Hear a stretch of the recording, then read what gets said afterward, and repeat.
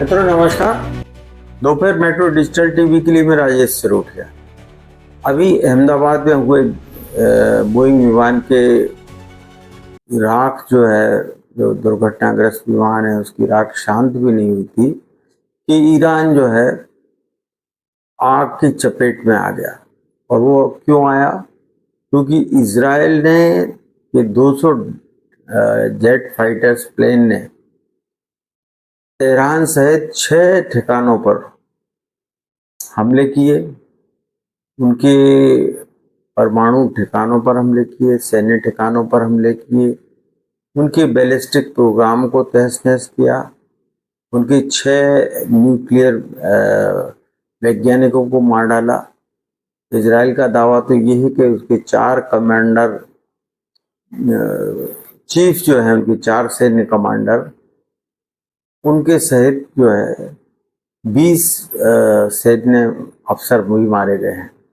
78 लोग को कुल मिलाकर उसमें मारे गए। 7 अक्टूबर को अगर हम थोड़ा सा पीछे की तरफ जाएं तो इजराइल को उकसाने वाली कार्रवाई थी हमास के द्वारा 7 अक्टूबर 2023 को इजरायली सैलानियों को बंधक बनाने की घटना से इजराइल ने हमास को बुरी तरह तहस नहस कर दिया और पूरी गाजा पट्टी से लेकर सारी चीजें वो हुई। ईरान जो है पर्दे के पीछे से, या यूं कहिए खुलेआम, लेबनानी जो आतंकी संगठन है हिजबुल्लाह, उनके लोगों को भी लगाया, लेकिन इजराइल ने एक एक करके सबको ठिकाने लगा दिया। लेकिन अमेरिका हो चाहे इजराइल हो, ये दोनों को इस बात का डर सताता है कि ईरान ने अगर परमाणु बम बना लिए तो वो इजराइल को तबाह कर देगा। अमेरिका भी नहीं चाहता कि ईरान परमाणु बम बनाए, लेकिन ईरान के जो प्रमुख हैं, मुखिया हैं देश के, खमेनेई, वो डटे हुए हैं। उन्होंने कहा कि अमेरिका और इजराइल इस बात को तय नहीं करेगा कि हम परमाणु बम बनाएं या न बनाएं। हमने तो बहुत सारा संवर्धित यूरेनियम की खोज कर ली है और उसके साथ में हम परमाणु बम बनाने की दिशा में अग्रसर हैं।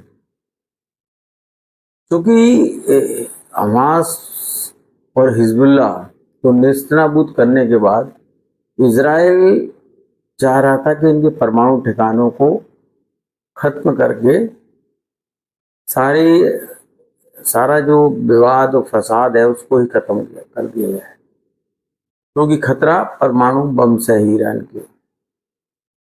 तो जो ये हमला हुआ है अमेरिका की शय पर हुआ है। अमेरिका ने इस हमले के पहले अपने उच्चायोग के सभी स्टाफ को वहां से पहले ही हटा लिया था और 1 हफ्ते पहले इजराइल बोल चुका था वो कभी भी ईरान पर हमला कर देगा। ईरान ने क्या तैयारी कर रखी थी ये तो हमें सामने दिख रहा है। अल जजीरा से लेके सारे चैनल्स इस बात की गवाही दे रहे हैं।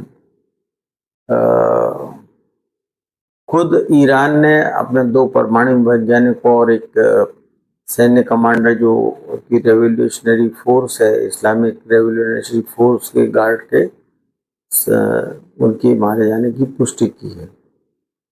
इजराइल का जो सिलसिला भी रुकने वाला नहीं हमले का, क्योंकि ईरान ने पलटवार करते हुए 100 ड्रोन छोड़े।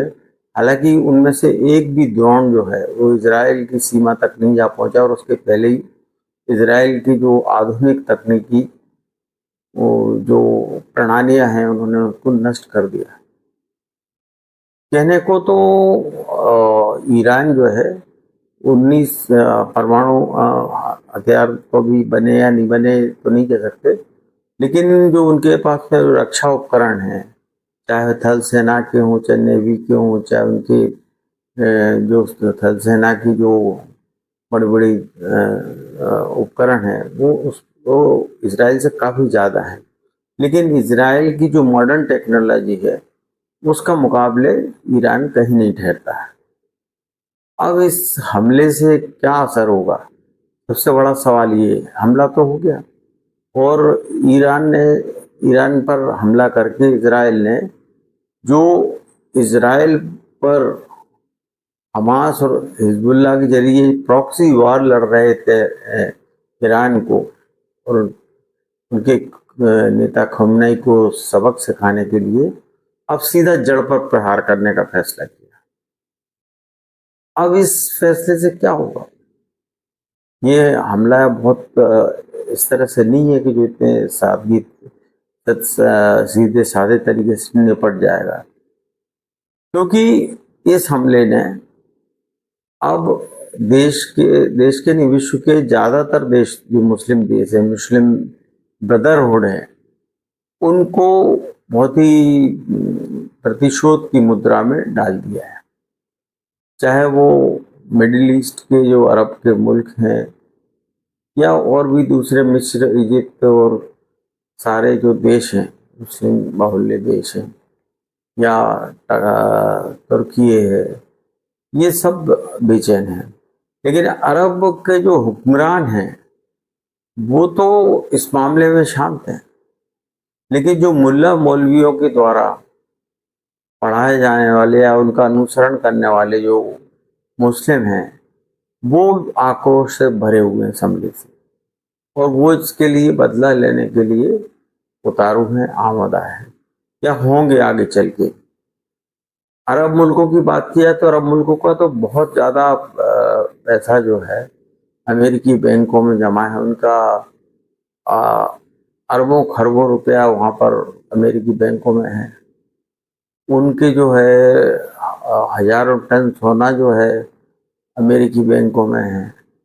तो अरब मुल्क के जो मिडिल ईस्ट के जो हुक्मरान हैं वो तो अमेरिका या इजराइल से कोई पंगा नहीं लेंगे, लेकिन वो अपने इलाके के, अपने देशों के जो मुल्ला मौलवियों के द्वारा जो कट्टर किस्म के कट्टरपंथी मुस्लिम्स हैं, उनको कैसे रोक पाएंगे, ये उनके लिए चुनौती है। क्योंकि वो उनको अब जो है, अब वो खुद तो कुछ करने वाले नहीं है, लेकिन अब ये जब करेंगे तो इनको कैसे रोका जाए, ये चुनौती बन गई है। अमेरिका ने ये हमला करके और उसके पहले IMF अंतर्राष्ट्रीय मुद्रा कोष से $2 अरब से ज़्यादा की मदद करवा के पाकिस्तान को बुरी तरह अपने ट्रैप में फंसा लिया है। पाकिस्तान चाहकर भी, पाकिस्तान के हुक्मरान खासतौर से या उनके जो सैन्य अफसर हैं जो कि सरकार को पर्दे के पीछे संचालित करते हैं या सीधे ही कह दिया जाए संचालित करते हैं, वो तो चुप रहेंगे। लेकिन पाकिस्तान की जो कट्टरपंथी शक्तियां हैं, ताकतें हैं, वो कैसे चुप रहेंगी?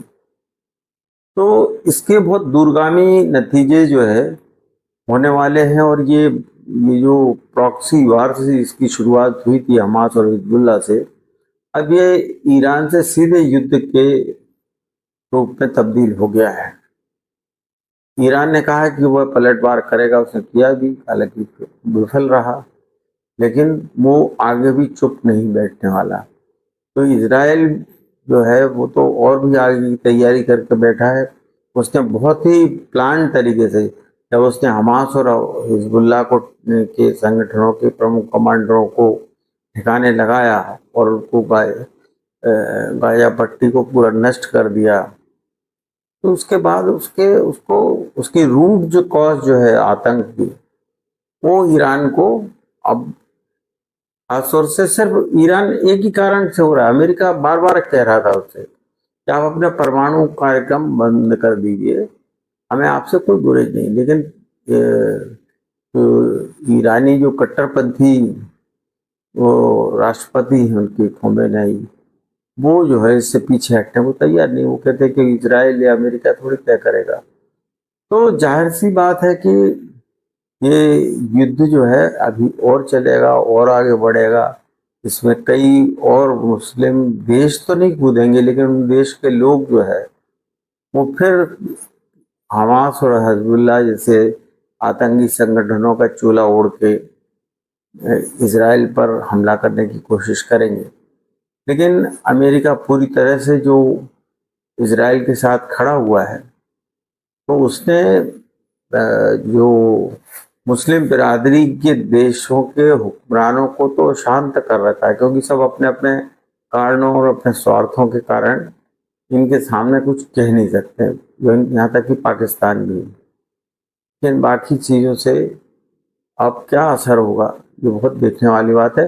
अभी बहुत शुरुआती दौर की चीज हुई है, लेकिन पहले ही हमले में ईरान पे जिस तरह की तबाही इजराइल ने मचाई है, उससे उबरने में और उसके खिलाफ उसकी उसके प्रतिशोध लेने में ईरान कहाँ तक जाएगा, कितना लड़ पाएगा, ये आने वाले दिनों में देखने को मिलेगा। मित्रों, ये हमला जो है अब एक तरह से ऐसा लग रहा है कि ईसाई यहूदी वर्सेस मुस्लिम वाला जो एंगल है उसके तरफ बढ़ रहा है, क्योंकि जिस तरह से मुस्लिम आबादी बढ़ी है और ईसाई 28% विश्व में बचे हैं और 26% मुस्लिम हो गए हैं, 35 करोड़ की आबादी इनकी दशक में बढ़ी है, और बहुत से लोगों ने ईसाइयत का धर्म छोड़कर इस्लाम को कबूल किया है या और दूसरे धर्मों में गए हैं। नास्तिकों की संख्या भी हिंदू तो प्रतिशत काफ़ी कम है, उसके मुकाबले तो हिंदू तो कहीं इस लाइन में आते नहीं हैं। लेकिन अब जो मुख्य जंग जो है वो ईसाई वर्सेस मुस्लिम वाली तब्दील हो जाएगी, क्योंकि यहूदियों का अमेरिका कभी साथ नहीं छोड़ेगा और उसके पीछे खड़े रहेगा और उसके लिए हर संभव मदद भी करेगा। तो मित्रों, इस अपडेट के लिए आप तैयार रहिए, आगे और भी चीज़ें घटनाक्रम घटेंगी, आपके सामने आएंगे और उसके रिपरकेशन के तौर पर अब और कौन से नए संगठन मुस्लिम संगठन खड़े होते, क्योंकि हमास और हिजबुल्लाह तो पूरी तरह तबाह हो चुके हैं, ISIS का भी लगभग सफाया हो चुका है। तो अब जो मुस्लिम ब्रदरहुड है या मुस्लिम बिरादरी है, खासतौर से कट्टरपंथी, वो जो है वो किस तरह से इस चीज़ को लेंगे, ये आने वाले दिनों में आपको पता चलेगा। आपको फिलहाल इतनी जानकारी मैं दे पा रहा हूँ, लेकिन जो आशंकाएं हैं वो बहुत खतरनाक दिशा की ओर बढ़ रही हैं और बड़े खतरे के संकेत दे रही हैं, एक बड़ी लड़ाई के संकेत दे रही हैं, बड़ी आशंकाओं को जन्म दे रही हैं। तो आप हमारे साथ बने रहिए। आपको ये हमारा एपिसोड अच्छा लगे तो आप इस पर अपनी प्रतिक्रिया जरूर दें और इसे सब्सक्राइब करें और लाइक करें। आगे जो भी होगा हम आपको बताते रहेंगे। तब तक के लिए नमस्कार।